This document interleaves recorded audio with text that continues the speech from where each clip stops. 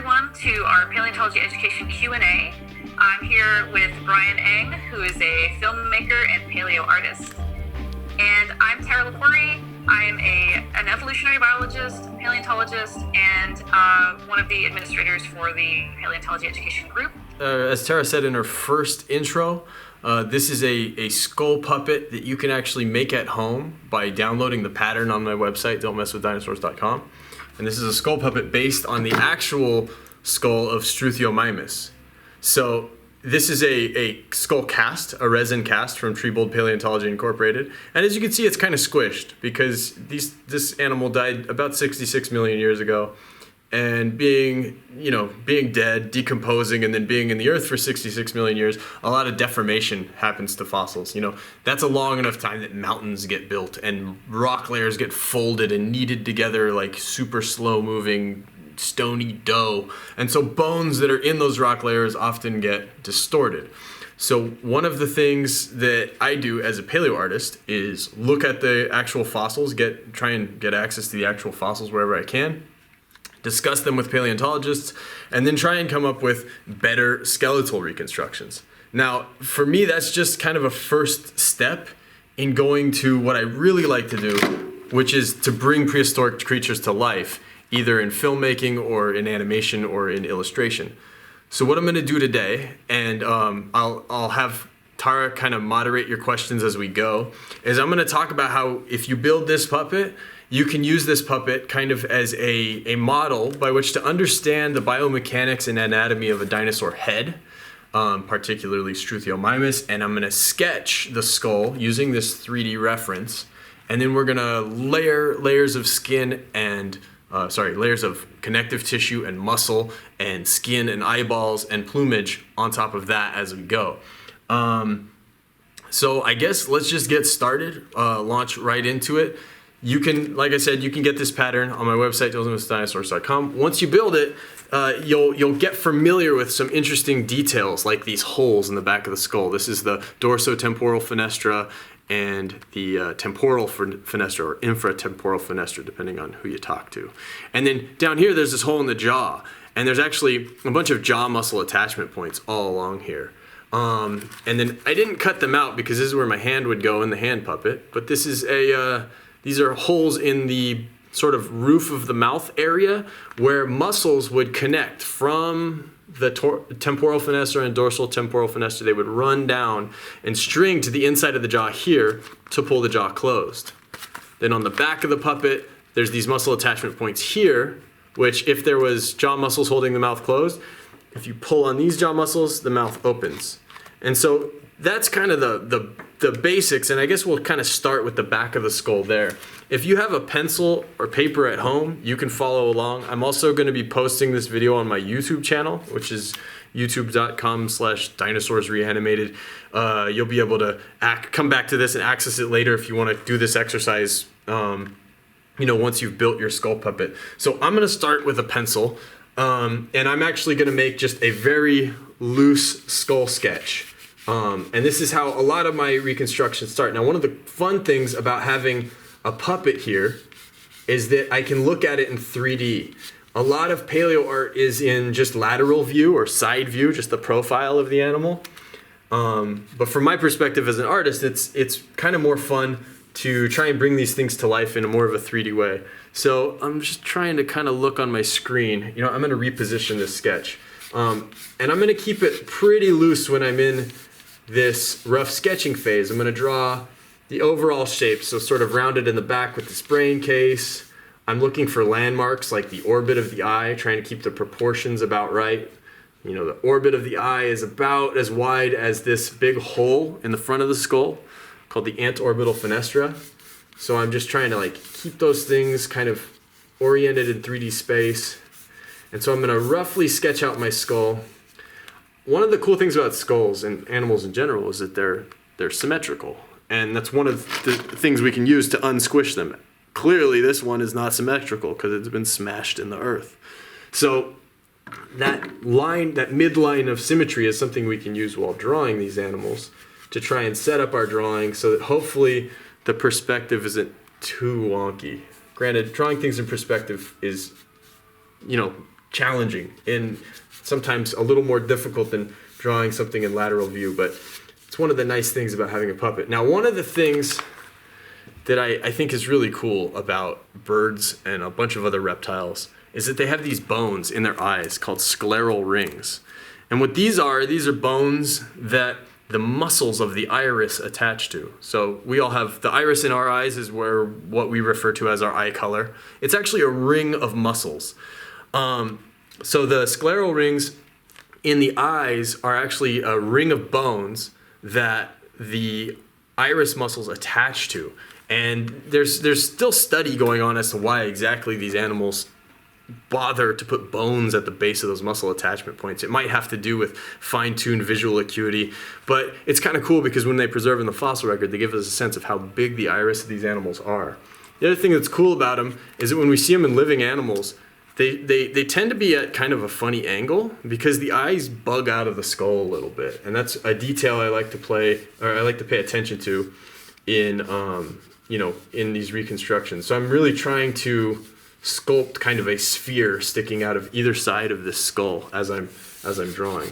In this earlier skull sketch, that'll just be the beginnings of a neck because sometimes you just have to incorporate mistakes. Now I'm going to have the jaws a little bit open so that we can illustrate a cool point of anatomy, which is that these jaw muscles up here in the temporal and dorsal temporal fenestra, they actually run down into the lower jaw. And I want to make sure you can see it's a little bit off camera, so I'm going to tilt this just a little bit down if I can. Okay, or I can move this, either way. Let me know if there's at any point if there's something that's hard to see. It can be a little difficult to see sometimes. Tara's correcting me. Did I say dorsal temporal fenestra instead of temporal fenestra? No, you're doing great. I'm just preventing some spellings in the chat. Oh, okay, right on. I was like, Yeah. oh man, am I messing all this stuff up? Did I say sclerotic ring? Because sometimes I, for some reason, say sclerotic ring, and I don't even remember if that's a proper term. Yeah, you said scleral, but it's okay. Yeah, you're doing. This is wonderful. Scleral is right? Or is sclerotic a term too? Those are both terms you can Those use. are both terms. Okay, I get so to be clear for everybody following along at home. I have no formal scientific training. I've kind of learned all this stuff on the job. I've always been fascinated with natural history. And so there's a lot of science terminology that is kind of, it's variable depending on which researcher you're talking to. Forgive that annoying noise. I'm sharpening my pencil here. So yeah, I get mixed up sometimes. And then I also I have a way of like bashing words together as part of my normal speech. And then that bleeds into the science lingo gets blended in with that. So my brain's a mess, but it has a lot of fun dinosaurs and stuff inside of it. So I'm going to try and share that aspect of it with you. Brian, you are fantastic exactly the way you are. Well, I appreciate you. You too, Tara. So, once we've got this rough skull sketch laid down, there's some interesting details that we can glean from looking at the skull that actually inform how we reconstruct the soft tissue. One of the things that that you see a lot in paleoart is you'll see this window in the skull called the antorbital fenestra. You'll actually see that like showing through in a lot of paleoart reconstructions. But when we look at modern birds that have that, because some modern birds have that hole, that window in their skull, it's not really visible. And there's an interesting reason for this. This window in the skull is an adaptation that's thought to lighten the skull. And the reason it's there is because sinuses inside the nose are expanding outward and either impairing the development of bone or resorbing bone. A lot of these bones, especially inside the nose, the sinus bones start as cartilage and then ossify in some animals. In these guys, they basically don't want to ossify any of that stuff. They're keeping this area hollow to make the skull lighter.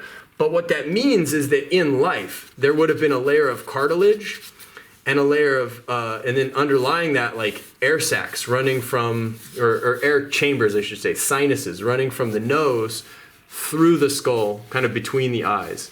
One of the other funny things about these critters, as I mentioned, they've got relatively weak jaws to open their jaws, and then more jaw muscle running through the skull. So actually I can stick my pencil through this. I'm going to make a hole and show you exactly how that would go through. One of the other fun things about having puppets is that you can use them for three-dimensional demonstrations. So this hole in the back of the skull, the infratemporal fenestra and the dorsal temporal fenestra, because there's a hole there, they provide a lot of surface area for muscles to kind of attach up into. The muscles kind of come up and out of that hole and attach all around the rim of it. And then if you were to run muscles from that fenestra, or these fenestrae I should say, down into the muscle attachments of the lower jaw, you start to get a sense of where those muscles go through the skull. So when this animal's mouth is open, this isn't a perfect demonstration because like I'm using a pencil and jamming it through a hole in cardboard.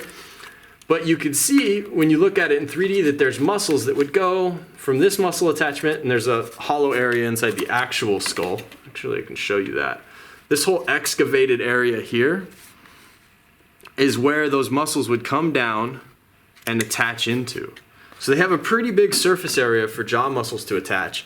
And those surface areas get crazy in things like T-Rex and Allosaurus that have these big powerful jaws that could crunch through bone. So we're going to kind of include, I broke my pencil stabbing through the puppet. We're going to include those jaw muscles in our reconstruction. And in fact, and so I'm not sharpening pencils the whole time. I'm going to make use of a couple different colors of marker to kind of reconstruct these different things. So I'm going to lightly sketch in my dorsal temporal fenestra here and my infratemporal fenestra. And unlike this antorbital fenestra, because there's muscles like pulling in and out of these things, sometimes you do see them in living animals, especially in certain crocodilians, when they're crunching their jaws. Like if you ever look at footage of a crocodile crushing something with its jaws, or a gharial, they're really visible in gharials. Those are those really long-snouted fish-eating crocodilians from India. When they crunch something, you can see that muscle pulsing in and out of that hole, and I think it's a really cool little detail. So anyway, I'm gonna roughly sketch in our jaw muscles going to the inside of the jaw there. I'm gonna look at, it looks to me like I don't actually have the jaw quite wide enough when I look at it in perspective, so I'm gonna widen out my jaw in the back, lengthen it up in the front. And then I'm gonna start bringing in some muscle groups. Now on the back of the skull here, I'll use the real skull for this because it's a better example. There's these big, rugged, flat plates on the back of the skull. They're a little squished in this specimen, but especially in crocs and dinosaurs with big heads, there's these, and any animal with a big head and a strong neck, there's these big plates here. And that's where muscles would actually lock into the back of the skull to make the neck. So in our puppet, you know, that muscle of the and bone of the neck and vertebrae are replaced by our hand. But the dinosaurs and animals with powerful necks to move their heads around, they've got a bundle of muscles whoosh, coming off of the back of the skull here. So, hold on, I dropped my pen. So, what we can do is start to just rough in. Wow, that is a really intense fuchsia. I am about it. We could start to sketch in some of these muscle groups that would be coming off of the back of the neck here. And we'll just keep them loose for now. We could do a full, if we looked at the skull and vertebrae of ostriches and birds with similar anatomy to these dinosaurs, we could come up with a really rigorous muscle reconstruction. And that's actually what some of the people I collaborate with work on, is reconstructing these neck and jaw and head muscles in a really realistic way. So we're going to connect these muscles inside the skull. We're going to imagine them connecting through. But there's also groups of muscles that kind of come on the outside of the skull here and attach out here a little bit. And so I'm just going to kind of use, contour lines to kind of sculpt that in. And so now we're starting to get a sense of where those muscles are in the skull.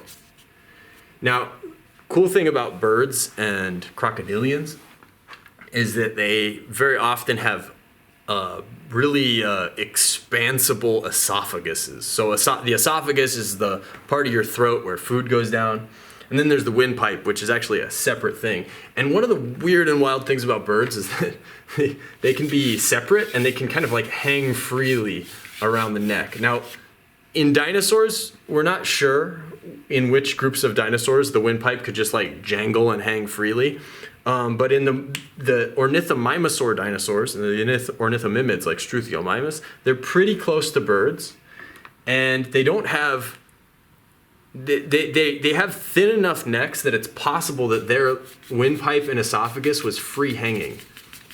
Now there's only one paper that I'm aware of that kind of like looks at the reconstructions, or looks at possibilities for reconstructing crocodilian and dinosaur windpipes. So that's kind of going into an area where there's still a lot to be speculated about.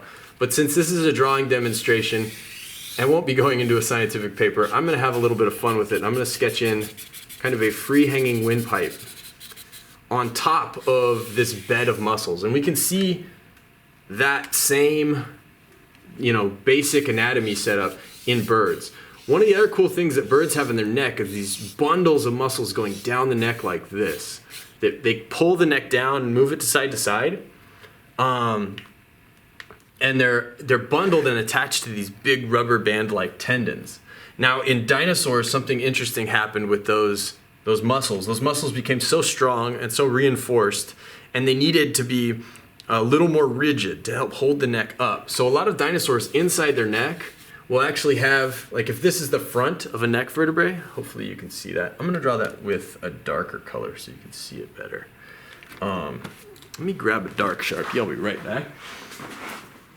Okay, so inside the neck of dinosaurs and birds, if you're looking at the front of the vertebrae, so like if you were looking straight at the neck of a dinosaur or a bird, there's these things that come off the side like this. They look really weird. Almost makes them look like some kind of crazy spaceship or something like that. So then the next vertebrae would be up here, and it would have these wing things coming down like this.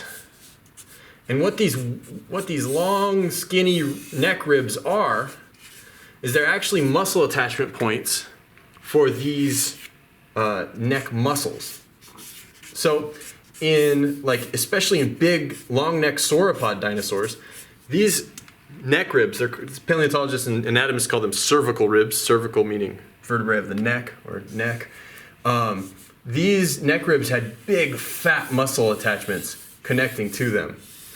And those bundle together toward the midline of the animal. So they go all the way up and down the neck. So in our Struthiomimus, it wouldn't have had nearly as robust neck muscles as like a huge sauropod, but it would have definitely had enough to kind of swing its neck around and hold its relatively small head up. So we can look to things like ostriches and emus and similarly sized living dinosaurs that have a similar body plan because of convergent evolution, and we could speculate about how thick those muscles would have been in that situation. Now there's also muscles all around the eye, and these are among the muscles that help the eye to kind of move around, and they hold the eye in place at least as much as the bony orbit. If you look at this skull cast here, and hopefully my camera will focus, there's a rugged, what we would call like a rugose ridge going from here, and there's this little knob sticking out here. And then up here, there's another little knob. I don't know how well you can see that exactly. Those are the soft tissue attachment points for the eyebrow. Now, in some birds and dinosaurs, they actually make an eyebrow bone that would have basically been an ossification or a version of those soft tissues that's basically turning into bone. It's becoming calcified. In this group of dinosaurs, as far as I'm aware, none of them actually have that bone here. But by dissecting and looking at modern animals, we can see that there's this soft tissue brow that bridges that gap between those attachment points. And that brow helps to protect the eye. It also helps to hold the eye in place. And we can sort of reconstruct that in our dinosaur reconstructions by looking at modern birds again. Crocodiles actually have ossified, what they call them palpebral bones, these eyebrow bones. So in crocodiles, they've actually had bone grow inside of those. So we're going to rough those in with our marker here. Give me a heads up if you're having a hard time seeing my drawing or anything. I hope it looks like it might be focusing on my face, so I'm wondering if I should move closer to the actual foam core paper here so that you guys can see it better. So then, one of the things that people wonder a lot about with... Say it looks good? Looks good? All right, good to hear. One of the things people wonder a lot about with dinosaurs is what their teeth and mouths looked like.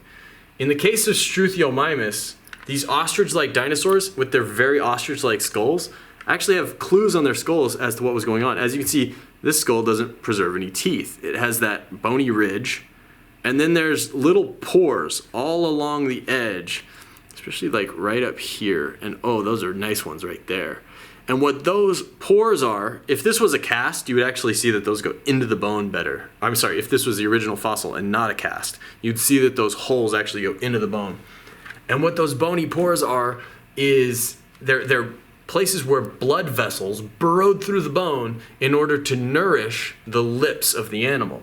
Now, in the case of dinosaurs like this, they didn't really have what we would recognize as lips. We're pretty sure, actually we know from some specimens that preserve the keratin, that they had a beak. So keratin is the same stuff that your fingernails and hair are made of. It's the same stuff that rhino horns and hooves are made out of. It's this really, really, really versatile organic polymer that's really rugged and tough.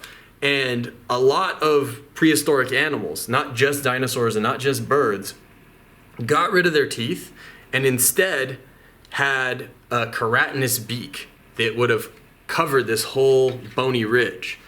And keratin is great because it's cheap. You can grow it. You grow it all the time on your fingernails and cut it off and get rid of it. We have a quick question about the calcified eye ridge. Yeah. The question is, does that calcified eye ridge connect up to the triangular structure above the eye on the puppet? So yeah, there's this knob right here on the puppet. Unless you're talking about the brain case, because the brain case is just an expansion of the brain upward. But the ridge, what there would be is basically an eyebrow that would have arced over the curvature of the eyeball from this bump to this bump. So if you wanted to convert your puppet into a sculpture, you could actually use those bumps to sculpt those things. So in this area here, this is where we'd have the tongue. Safe to assume that these things probably had a bird-like tongue. And you can actually see that whole area down here is completely empty. They would have had a throat pouch down here. So we're gonna just rough that in. Throat pouch, something almost like a pelican. There's a few specimens of Ornithomimus or dinosaurs that actually preserve that throat pouch.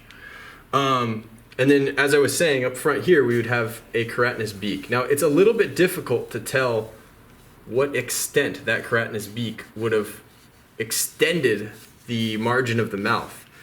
There are people actually studying this in modern birds and turtles now. And so far, I haven't heard of any conclusive data that suggests like, oh, we can tell, this animal would have had this big of a beak because of, this number of blood vessels nourishing it, or the size of the ridge on its face, or because it ate this diet. It's quite variable.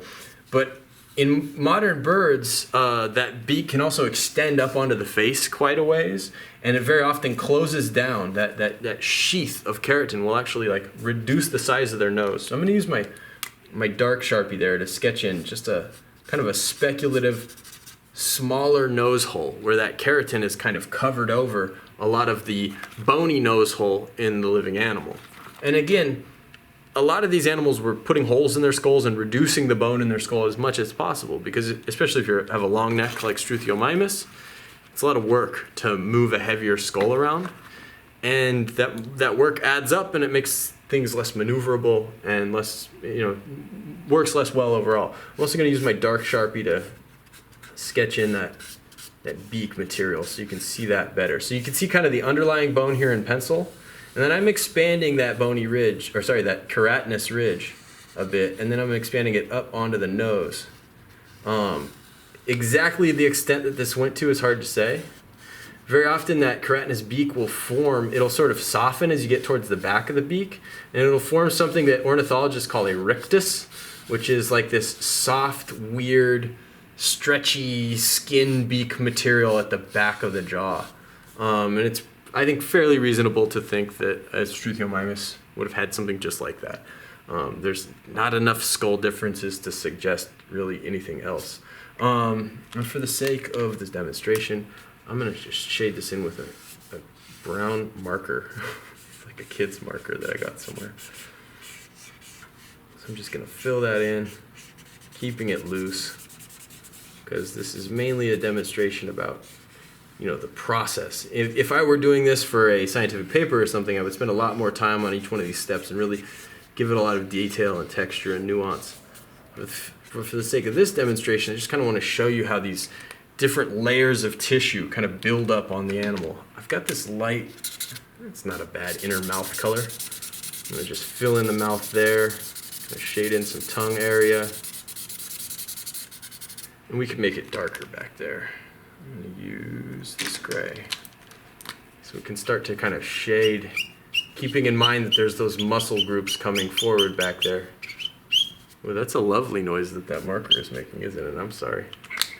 I wonder if that's the noise that a Struthiomimus would have made. Maybe. It's the baby Struthiomimus squawking for getting food. So I'm going to use this orangish marker to give it a very bird-like eye. And bear in mind that scleral ring on the eye, that bony attachment point for the eye muscles or the iris muscles, doesn't mean that the iris was that size all the time. That's really kind of the furthest extent that the iris could dilate. So when you go into a dark environment, your irises open up to let more light in. Did you lose my video again? I'm having all kind of technical difficulties over here. We've got you back. All right, good.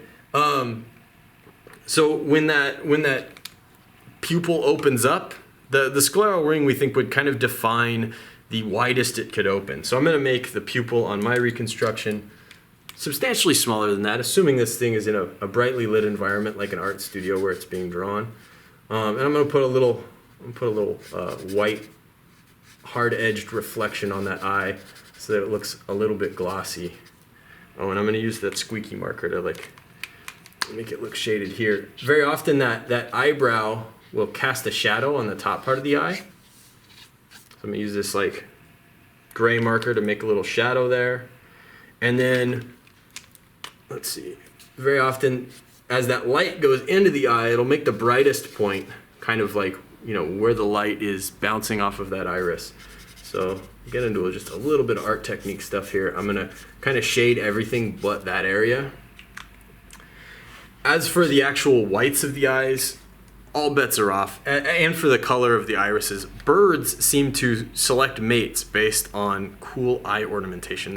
If you look at close-ups of birds' eyes, the vast majority of birds have all kinds of interesting coloration and little crenulations and weird eyelashes and things. And our best guess is that most of those features are things that their mates are seeing in them and going, ooh, that looks lovely. And so then over time, that becomes selected for as the desirable trait in the species. So I'm actually going to give my Struthiomimus some elaborations on the margin of its eyes. And I'm going to start to build up those layers of skin overlaying that. I haven't decided yet what color I want to make. I'm going to make maybe naked bird-like skin going up the snout to the eye, and then we're going to do plumage. So I'm taking suggestions as to what color we should make that naked bird-like skin, bearing in mind that birds make pretty much any color they want to with that type of soft tissue. And I'm gonna put in some texture and kind of wrap my wrinkly skin textures around that three-dimensional form as best I can. When I'm looking at my puppet, one of the other great things about a 3D guide like this is I can look at how the light plays off of something like that. So if I'm doing a more detailed painting, I can really, go in and pay careful attention to, where we have dark areas and try and really give it that sense of a three-dimensional form. So Brian, we've got a couple of suggestions. Right. Take them for what you will. But this is awesome. Keep sending your questions and suggestions into the chat box. We're happy to take them. So we've got like a turkey vulture is one suggestion, and cassowary blue is another suggestion. Cassowary blue. I'm wondering if I have a good turkey vulture color. There's a brownish red marker around here somewhere. I'm gonna use this yellow just so that I can say I used it. I'm gonna give a little bit of highlight to the eye. I'm gonna put a little decoration around here, and then I think this yellow will work nicely with kind of a cassowary color. I think I might have to go on a quick marker hunt. So we've got another suggestion. How about a burned gold/orange? Gold/orange. And I like it. I want to say, I recently saw a video of a hornbill, and hornbills have these amazing eyelashes. They're so cool. So I don't know if you. Yeah, we need some amazing eyelashes. We'll do plumage after we get some base colors laid down on the skin here. I'm gonna continue some of this yellow onto the bill, and then I think we're gonna end up with something that looks like a cassowary and a hornbill and a turkey vulture and a evil spirit all had a baby. This one's coming out looking like way more aggressive looking than I intended, but sometimes interesting things happen when you're doing art demos. Let me grab my box of markers real quick. So while Brian's doing that, I'm curious, just chime in the chat if anyone is actually illustrating along with Brian, or if anyone has made a puppet. I'm just curious. Yeah, I want to know. This is a good blue. Ooh, and that blue blends nicely to make a green with that yellow. Yeah, we've got a couple folks saying that they're drawing along the way. Yeah, illustrating. And then folks who made a puppet, decorated puppet. There's a decorated puppet? Oh, That's what it says. Y'all gotta hit me on Twitter at Brian Ing Art and share your drawings from this demo. And also, I want to see decorated puppets. People have been sending me a bunch of puppets. If you're not on Twitter, holler at me on Facebook. I've got a Brian Ing Art Facebook page that's mostly like Paleoart stuff. Oh, I like how that blue overlays on the pink. See, sometimes when you mess around with different colors and just don't worry too much about your art all the time. Sometimes you come up with these happy accidents, like, oh, that blue on that pink kind of looks like a crazy cassowary color scheme, and the way it's blending together is kind of interesting. Now, something's getting lost in here, and that's that dorsal-temporal fenestra and supratemporal fenestra. I grabbed a purple marker, which is good for laying details over blue, because it's like a nice it's a darker shade, but it's not like black. Black, when you lay black over colors, very often it kind of kills the vibrance, or it makes things seem too harsh, which is part of the reason why I think my eye is looking too aggressive for my taste right now. So I'm going to use this dark purple to kind of suggest some of those muscle contours that we were talking about. And there's one other thing that you can't see too well on this skull, but there's a hole. I think that's the hole right there for the auditory bulla, or the auditory meatus? This would be a Tara question. The hole for the ear to go into the brain, essentially. So so it would be an auditory bulla would be the bone, and the hole would be the external auditory meatus. It is meatus, okay. Cool, I remembered a thing.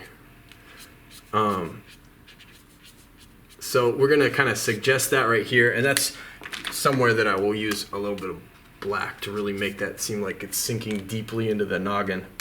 I'm going to continue our blue skin over here, but then I'm wondering if I have a good marker I can use to create some type of plumage. Maybe since cassowary got suggested, maybe what we should do is go with a nice black plumage, and then it'll show up well on camera. Unless people have other suggestions. Let's see, I've got a kind of a reddish brown. Might make that could make some good highlight plumage, some display plumage. We've got various grays. That's not very different than the fuchsia I was using. I'm gonna make this pouch kind of the color of the tongue material. And I don't hate that brown that it makes when it blends with the blue. We've got another note that says, one interesting thing to illustrate in dinosaur reconstruction in general is the tracheal opening in the mouth. Reptiles/birds have the tracheal opening separate. That's a good note. Let me make sure. Yeah, exactly where I think that would be kind of back here in this area, back of the. It's. I think, if I'm not mistaken, it's variable. In some birds, it's kind of under the tongue or to the side. I'd actually have to look at reference of that. That is an interesting detail to include. I'm gonna pull it up, make sure I don't totally mess it up. I think it's really great to see how, a lot of this does take a great deal of research, and that it's okay to use references and to pause and to look up resources and the science behind all of these reconstructions, even if some of it's a little speculative. A lot of it is very speculative. And something that I've kind of pushed back against online a bit is the tendency to try and turn a lot of this stuff into dogma. Some researchers will suggest one mode of reconstruction, and then, sometimes paleoartists will take that and run with it like it's the only possibility.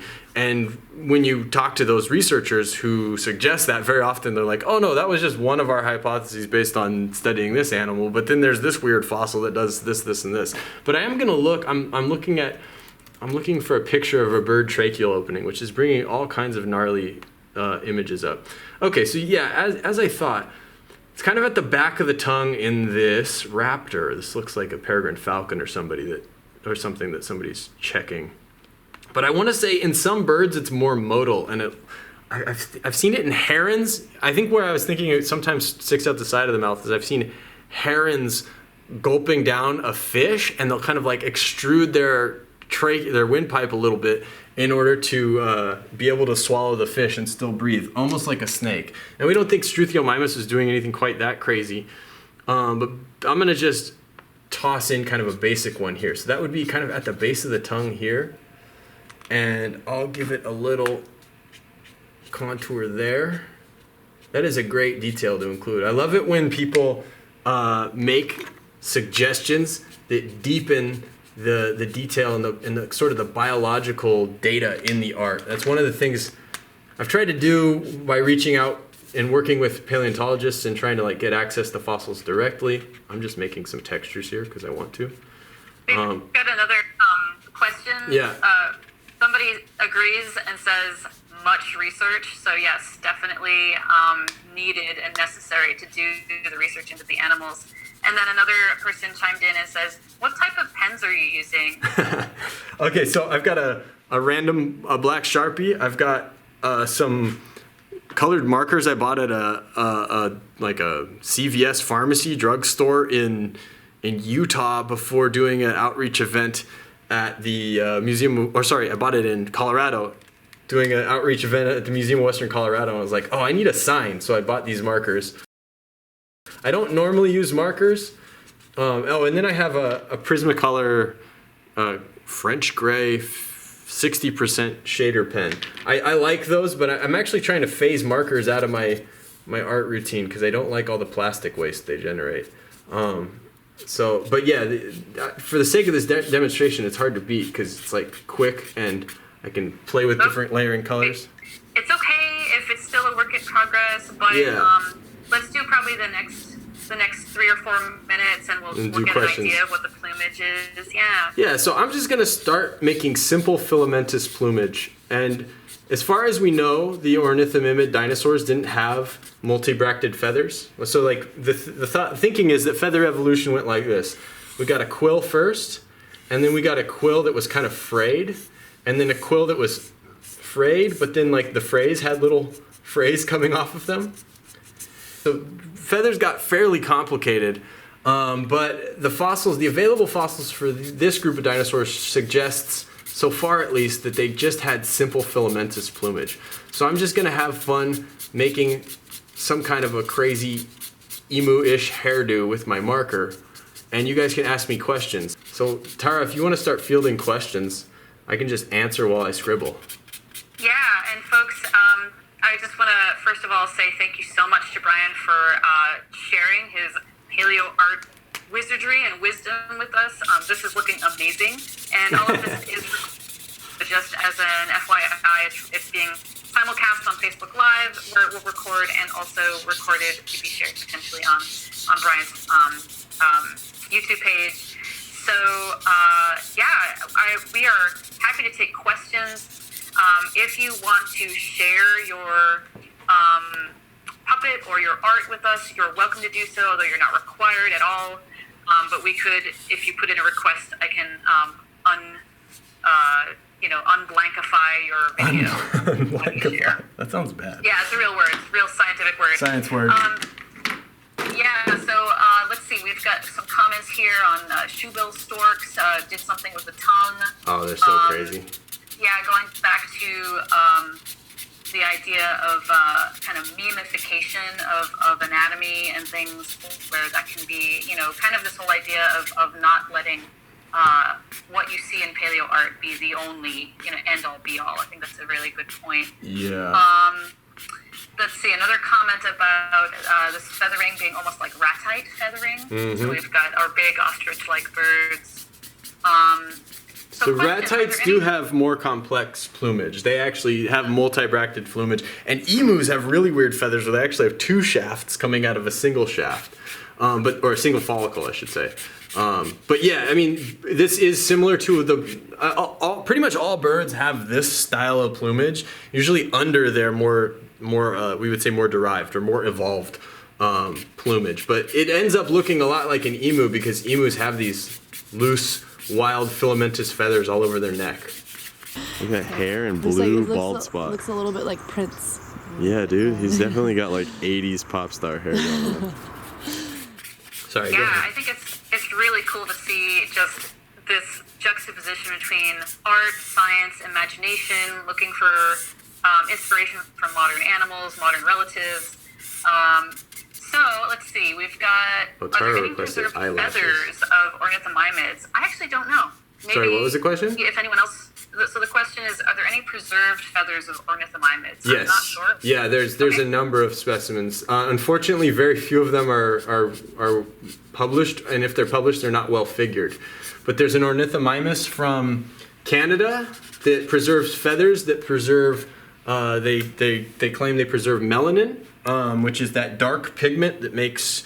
It'll make give you freckles in my case. Some people have dark hair or dark eyes. It's the same pigment that pretty much all animals use to make dark pigments. And then I was just looking at some pictures from a Japanese dino expo where they had a bunch of fossils from Mongolia. And they have plumage preserved in one of my favorite ornithomimosaurs, this giant one called Baishanlong, which stood about, I think, like 9 feet tall. It was huge, and it had pretty simple filamentous plumage, but larger quills on it looks like on the tip of its tail. But the full extent of the plumage isn't preserved. So there's still a lot you can play with these reconstructions. You have to imagine, like, before you get to see fossilized plumage, that animal has to die. It's probably going to decompose a little bit. Scavengers might rip pieces of it apart. Then it has to get buried somehow. Usually in like a river or a lake. If it dies in a lake and volcanic ash settles on it, that's the best situation for preserving feathers. But that animal goes through a lot, so those feathers they get ruffled up and displaced and messed up, they can cause all kind of confusion down the line with paleo art. And kind of on the side of memifying paleo art. The problem with memifying paleo art isn't that you're doing something inaccurate or not being creative enough. The issue is that if you keep repeating the same thing over and over and over again, it gives people, especially the general public who don't have time to research this stuff, it gives them the impression that we know more than we do. And that's dangerous because we need new explorers to go out there and find new things and help us to better understand our planet. So I think it's really important to explore the possibilities in paleo art in order to inspire current scientists to do new investigations, and also to inspire up-and-coming scientists to explore the possibilities of what could have been and what could still be out there waiting to get discovered. So, do you want to answer maybe a couple more questions? Unfortunately, I think my phone's going to die any second. Yeah, so just keeping in mind that we're probably not going to get to every single question, but all these questions are wonderful, and if you have continuing thoughts, please pop into the Paleo Education Facebook group and ask them on the thread for this Facebook Live. And you're welcome to holler at me on Twitter. Yeah, I'll put it right here. There are a few questions on, let's see, why are dino feathers often drawn like they just had a bad encounter with a blow dryer? I was kind of thinking thinking about, like, I like that idea of do we see feathers? Could we envision feathers lying down, or you also see like the puffball birds, where they just kind of look like little poofy circles of feathers. Yeah. And then a couple of other questions from Facebook and also in the Zoom chat about thinking about looking at practical effects. What might you suggest to do other kinds of puppetry into like flesh and blood, kind of almost like that foot that you've got going. Oh yeah, I can grab the foot. I'll show you that. Yeah, some other cool stuff that you've got going on. And then another question generally on what advice do you have on taking bones and bringing them into kind of your skeletal reconstructions. I think we've touched a tiny bit on that. Yeah. Obviously, we don't have time for every single point, but just to acknowledge that there's some really great questions here, and also some aspiring paleoartists Awesome. that are I'm glad. really excited and inspired by this, which Good. we're very, very glad Awesome. to see here. Well, and one of the great things about doing paleo art, in some cases, there's paleontologists who do paleo art kind of as a side thing or as part of their discipline as a paleontologist. So there's a lot that if you really get involved directly in the research side of things, you can contribute significantly to the paleontology, or actually become a paleontologist. This is a fleshed out theropod foot puppet that I've created for a museum in Utah to show how different footprints were formed. And somebody was asking about what materials to flesh things out with. This is latex rubber that was sculpted over the puppet understructure. And I'll show you the actual mold that came out of. But you can use all kinds of material. I mean, there's fabric inside of this thing. Fabric is a great material for fleshing out puppets. So this is a pretty beat up plaster mold. So once I sculpted the skin out of clay, I made this plaster mold. And then now I can peel latex rubber skins out of this. The same latex rubber that they use to make Halloween masks. But yeah, if you guys have any questions that you want to have answered in more detail or have answered with like links to reference and things like that, holler at me on Twitter. I will answer stuff as much as I have time for. So yeah. Yeah, I want to just, in the interest of time, acknowledge that there are some folks who've made some great art and some great puppetry.